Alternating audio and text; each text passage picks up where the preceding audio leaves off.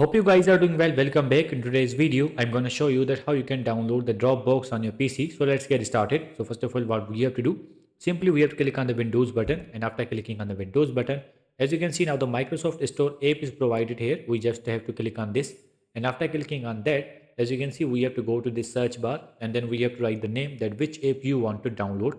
For example, I want to Dropbox, so we have to write the name, and then simply we have to press the enter, and after pressing the enter, you will get the suggestions, and then you have to choose that which app you want.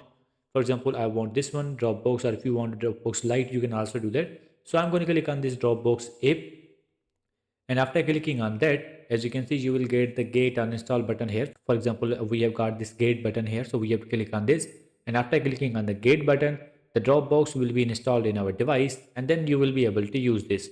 So in this way you can download and install the Dropbox on your PC. So see you in the next video.